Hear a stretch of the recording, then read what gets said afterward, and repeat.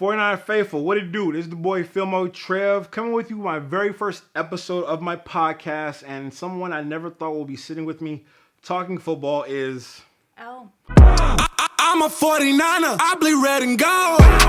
I've been faithful since I was 2 years old. We bout to score quick and count another ring. Being a 49er means I'm a 49er. And here we are. What? Reporting for duty. Reporting for duty. And I appreciate you reporting for duty. You're super badass for that. And this is our first episode. So if you like this, please subscribe to the YouTube channel. And I'm going to try to give you guys the best content throughout the whole entire season. I'm going to be doing this the whole season nonstop. And L will be popping through, hopefully. A little consistent, maybe. I appreciate that. But the 49ers dominating the New York Jets. Absolutely dominating on a scale that I think we all kind of knew what was going to happen. But I thought the Jets would have more of a fight. And they were just mid. Mm-hmm. They were trash. They were very trash. They really didn't. Aaron Rodgers only put up 7 points. No, he put up 2 touchdowns. But that was because the 49ers messed up. When was that? That was in the second quarter when they had the free play. They had the free play. But other than that, I don't know. I think Aaron Rodgers is ready for prime time, but I feel like the team around him is not ready for what he is. It's like having the best player, but then everybody else around you is just fucking trash. Yeah. Like nobody, they were dropping the ball. They were just doing everything not to really provide him to have a good game. And you just tell he was just like, I'm the greatest quarterback in NFL right now. All y'all are fucking peons. What is that like to know that you have peons around you and that you're carrying them? I've never had that luxury. Shit. I don't even want to know how that would feel, but I bet it would feel amazing. Shit. Kind of amazing. Like, it would probably kind feel... of shit, but kind of amazing. Absolutely. I think it's a weird feeling, and you can't tell them that they're fucking peons in their shit. You can't tell them. I think it would be infuriating because you know that they're holding you back. Absolutely. Yeah. And you can't say it. You can't say it. It's like when you can't. You're dating that person that's like super, super hot, but like they don't know how to read a book. Is that what gets you mad?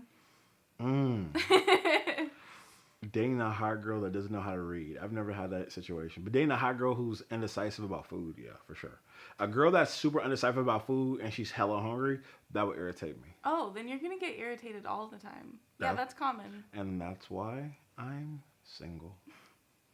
Yeah, you got to pick something. You got to make a selection. We got to make a selection. And outside of the New York Jets fumbling and just looking like shit, the 49ers was fucking phenomenal. They really are on a destiny for the Super Bowl yet again.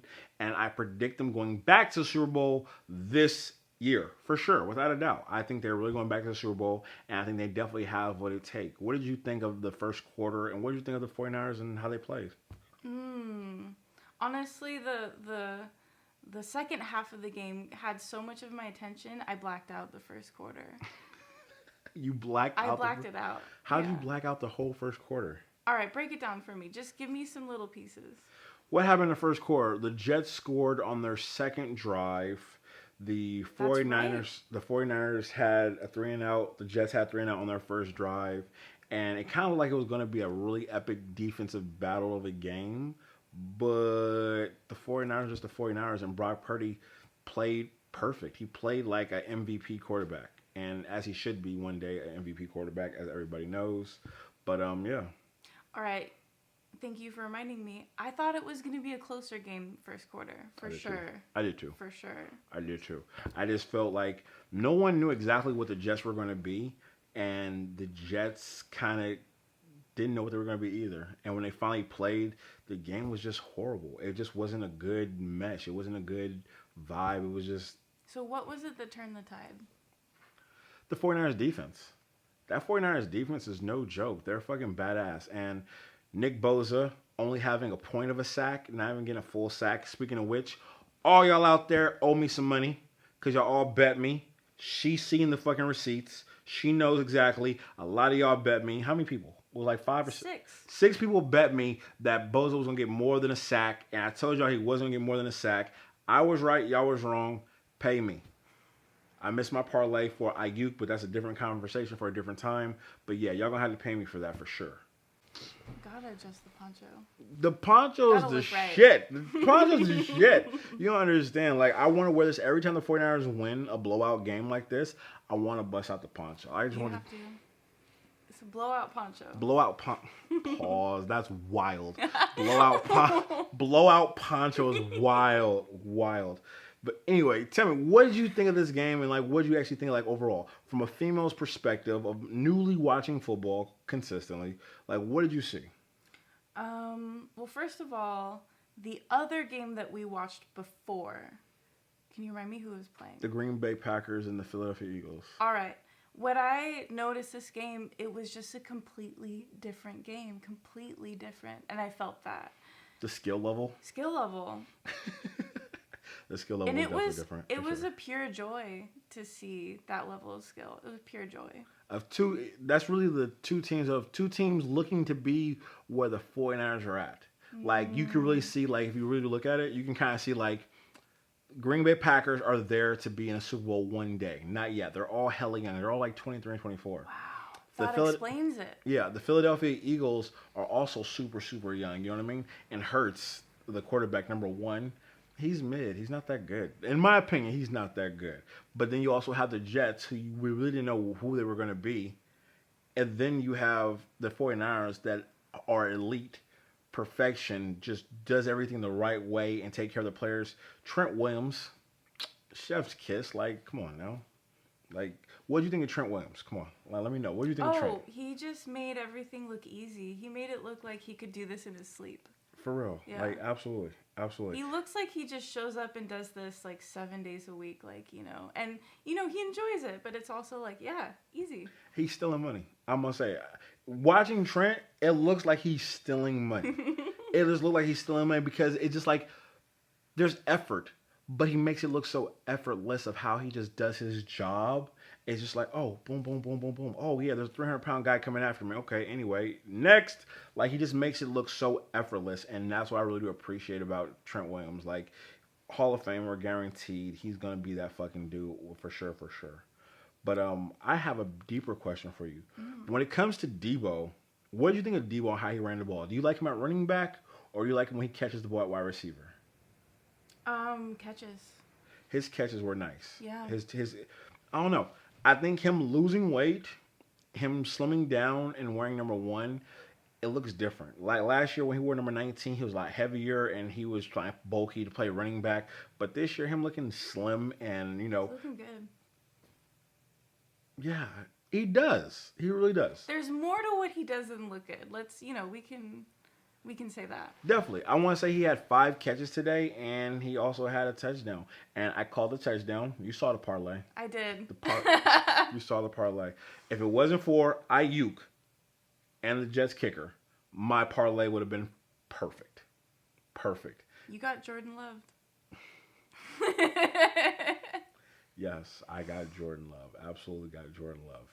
It is what it is, though. It is what it is. Why would you even bring that up? Oh, my gosh. Yo, y'all. What else? There's so many different things that happened in the game that I feel like we can definitely talk about. The attitude of Brandon Aiyuk, his attitude, the way he was just... I felt like he was there, but he wasn't there.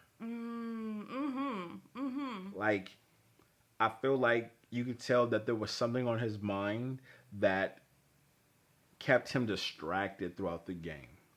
Like, he was very much distracted. He really wasn't doing... He was present, but he wasn't present. Like, what do you... like, watching Brandon Aiyuk, like, what did you see? What did you not see? Like... Well, what I'm interested in is what do you do when you need to come back from the brink?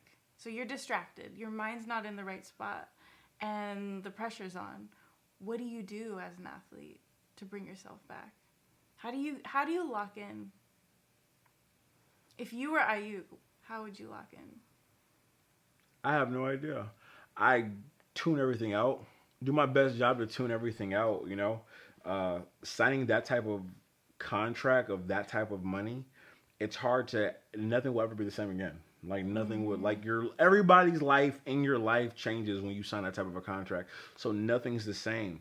But now trying to find the norm in that, that's probably super difficult. Mm-hmm. That's probably difficult and challenging for him and for his family and friends. Like that can't be easy. That can't be easy at all. So What that says to me is that contracts are risky because you don't know what that money is going to do to the mindset of the player. Absolutely. That's a wild card situation. Absolutely. It definitely changes. It definitely, like, I can see there was just a different Aiyuk than past seasons, you know? Like, he was hungry, but it was like, he just didn't look normal. He just didn't look like he was comfortable. And you could tell there was a lot of force, like, a lot of force. And I feel like he shouldn't have to force being himself. Like, him dropping that touchdown, I think, kind of, like, really messed That stings. Yeah. That- And I don't want to say Purdy lost confidence in him, but Purdy didn't really target him or the plays wasn't going to him until later on in the game in the fourth quarter. Like, I don't know. That's going to be an interesting situation moving forward, without a doubt. That's going to be an interesting situation for sure. Because $30 million, you can't do that. You can't do that with $30 million. You cannot do that. Absolutely not. It's horrible. It looked horrible. It's not good at all. What I think is really interesting is, what do you think of Brock Purdy as a leader? There's this moment where you see Aiyuk talking to Purdy, and everybody looks up to him, and he's so young, So you have to be the leader of the team. I think Purdy does a phenomenal job of showing leadership. I think everybody trusts him. Like, he's had the keys to the Ferrari, which is the 49ers, for the past 3 seasons. And he shows that he knows how to drive it, If he showed signs of not knowing how to drive the car, then I think there would be a lot of trust issues. But he's done nothing but just be a perfect gentleman and play the game at this highest level every single time he plays. And it's great to see that. And it's great to see that as a young 24-year-old, 25-year-old. Yes, exactly. Like, it's phenomenal. And Brock Purdy is such a great down-to-earth individual. I think it's easy for the team to really talk to him. And you can see why he keeps on consistently gaining a captain's badge on him, because he really does go over and beyond to be that person for the team. Yeah. He's without a doubt, he's a badass for sure. A badass. He's got football wisdom, it feels like.